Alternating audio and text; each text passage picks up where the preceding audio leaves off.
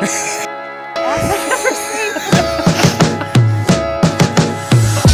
love my life in this.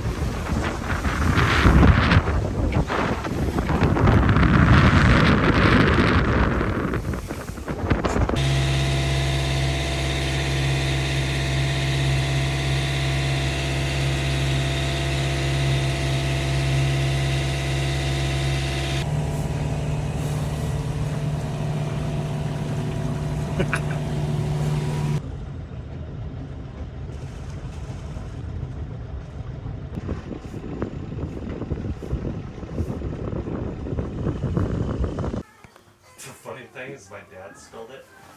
He's got on the U.S. Coast Guard documentation. Is that video? Always. Oh, damn it. And sound. And sound. Yeah. Video and sound. Enough with the... wait a minute. We're all a little bit tired. Well, I'm a little bit tired.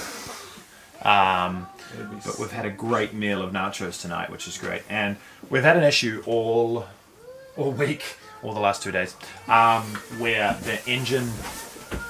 when we first got into the boat and I opened up the engine bay, there was a lot of water in front of the captive sump underneath the engine, so salt water.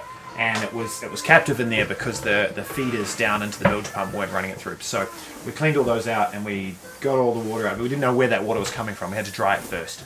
So we did that, got it all dry. It was still some in the morning when we came back, and we hadn't run the engine, or maybe we'd run it for a little bit. But anyway, we've discovered after the first run out that the water was coming in from running the engine. So it was salt water and it was all clean now, so we can tell it was clean salt water. And our issue is with the siphon. This is at the top of the raw water valve, goes this way. Top of the raw water valves intake with seawater coming in, and there's a little thing, valve, non-return valve, it's a pressure valve. So in a certain amount of pressure builds up, it should let out any excess water or excess pressure, and then it would run down into the bilge to drain. But this has been stuck and not working properly, and stuck open, it seems. So that was what was just draining in, and we were taking 3 litres every 30 minutes into the boat. So we put the outtake hose down and into the bottle in the bilge so that we could just empty that out instead of it just running straight into the bilge. So now Aquila's pulled it to bits while I was on the phone with my wife, and hopefully we get it back together and we can still drive tomorrow. yeah, that's the plan. I was told that the open is the best option though. Open is the best option.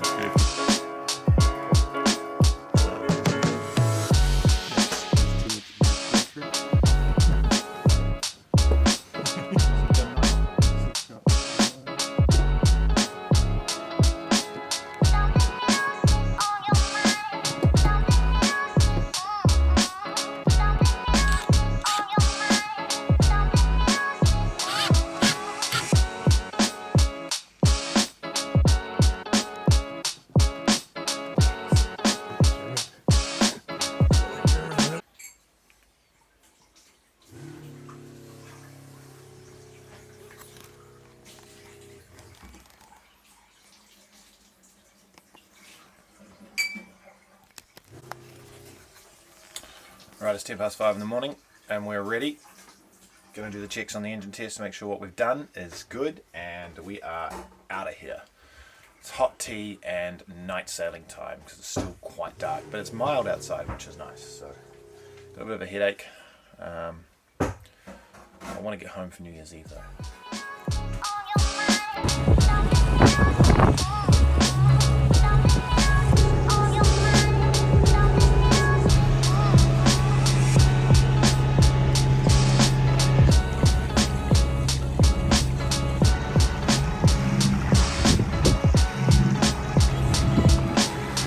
Last sunset 2022, get lost 2022, out with the old, in with the new.